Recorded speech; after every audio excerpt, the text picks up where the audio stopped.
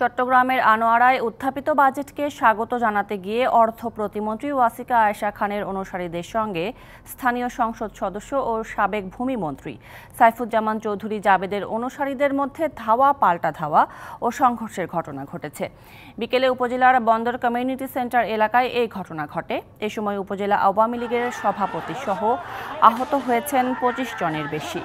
Police জানায়, প্রস্তাবিত বাজেটকে স্বাগত জানিয়ে বন্দর কমিউনিটি সেন্টারের সাবেক ভূমিমন্ত্রীর অনুসারী ও অর্থ প্রতিমন্ত্রী ওয়াসিকা আয়েশা খানের অনুসারীরা সমাবেশের আয়োজন করে।